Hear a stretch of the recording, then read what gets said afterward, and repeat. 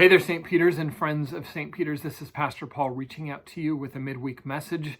You know, I've been out of the rhythm of sending these messages for the past 2 weeks, in part because, I recognize that we have been inundated with a lot of information of recent, and so I wanted to give you a bit of a hiatus on just having, your inboxes in your email overly full. But I have been looking forward to getting back to these messages and kind of resuming this rhythm this week. So it is good to be together again, to reach out to you in this way, especially as we seek to be together while we are apart. Recently I have been able to find some downtime, some space to kind of restore and renew. And of course, during my downtime, I like to play, I like to laugh, I like to eat good food, I like to be with family and friends. But another thing I like to do is I like to, be quiet. I like to be silent, kind of experience stillness. I like to pray because I find that those things usually foster a sense of me being able to kind of reorient myself, kind of realign things in my life that need alignment, kind of to get clear again about things that, are priorities in my life, in my family's life, and certainly in our life together as St. Peter's. And so, prayer is an important part of the downtime, of the away time. Prayer, a space to be silent and quiet, a space to listen for God's voice speaking to me in those moments. I've been reading some stories and writing by a Native American Christian author named Caitlin Curtis. She writes some words in a piece that I want to share with you today, a piece that she titled A Slow and Steady Surrender. And so, listen to these words from Caitlin Curtis. She writes, "When we visit the river as a family, we often take our kayak, and sometimes we just go to swim, just to splash and dig for rocks and shells in the sand. As I watch my 4- and 6-year-old play in the water, I learn again for myself. I learn that the river slowly carries pebble after pebble over the rocks at the river's floor, years and years of slow and steady wear to make the rocks smooth and still at the water's edge. This is what it is like to learn the ways of God, to learn the ways of the world, the ways of mystery. It is beyond religion, beyond theology, beyond the dogmatic things we were taught when we were young. It is a slow and steady surrender to the current that we often don't understand. It is a slow and steady surrender to the mystery of God, who uses the everyday experiences of our lives to make our ragged edges a little smoother. It's that same kind of surrender when I sit in my garden and dig up weeds, best done crouched down on my knees, face so near the dirt I can smell it. It is painful, this long and hard work of weeding, just like the long, hard work of the river rock becoming smooth over the years. To rest in the quiet of a current, in the quiet of work, I am simply taught to be by the ways of the water, by the flowing and steady presence of God."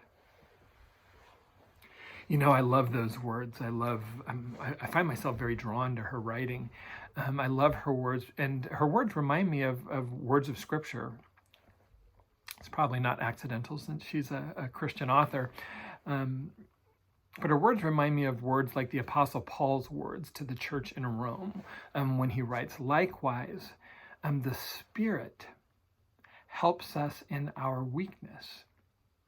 For we do not know how to pray as we ought, but that very Spirit intercedes with sighs too deep for words. And God, who searches the heart, knows what is the mind of the Spirit, because the Spirit intercedes for the saints according to the will of God." With sighs too deep for words. I love those words. With sighs too deep for words. I want to invite 30 seconds of silence, 30 seconds of silence, and that just means an invitation to still our hearts, our minds. It doesn't mean that everything around us is going to be silent. Right now, the preschool's getting out from their summer camp, cars are driving by the church parking lot. So you may hear some of the ways that my silence isn't completely silent, but I want to invite 30 seconds of silence. It's longer than you might imagine, and I want you to just kind of try to still your soul, yourself, empty your heart and your mind of the distractions, and just let yourself soak into this moment of stillness, of silence, of listening prayer, and see what rises up within you. So 30 seconds, here we go.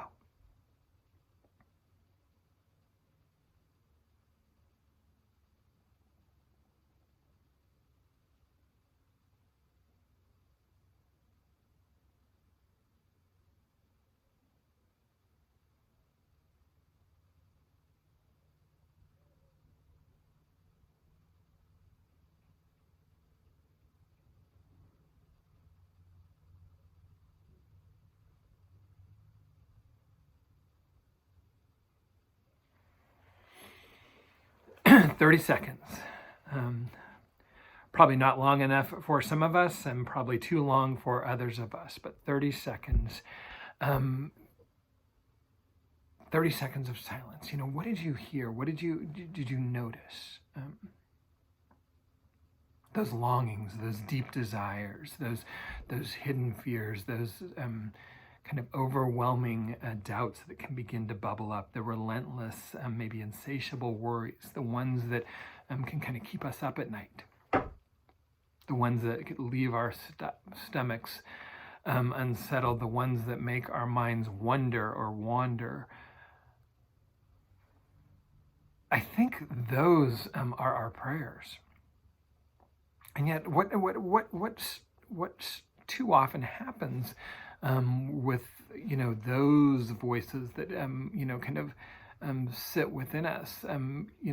They usually don't get fully expressed, or they usually don't find their way out of us, because we can get so crowded with the noise in our lives, with sometimes even words. And we struggle. And when we do that, we struggle. We struggle to hear God's voice. God's voice that is with us, yes, in the noise, but certainly in the silence. And the silence is usually a place where we can hear God's voice more clearly. The silence where we know that God is present, always present. And this silence, this listening that I'm talking about, this praying, it is not the same. It's not synonymous with passivity. In fact, I think it can be quite the opposite. This silence, this listening, this praying, it actually can be a pretty radical action. Radical because it can be an act of resistance to a world that is noisy, to a world that is cluttered with noise, sometimes even to a chaotic degree. Prayer changes our hearts, and it leans us towards, and it leads us into action.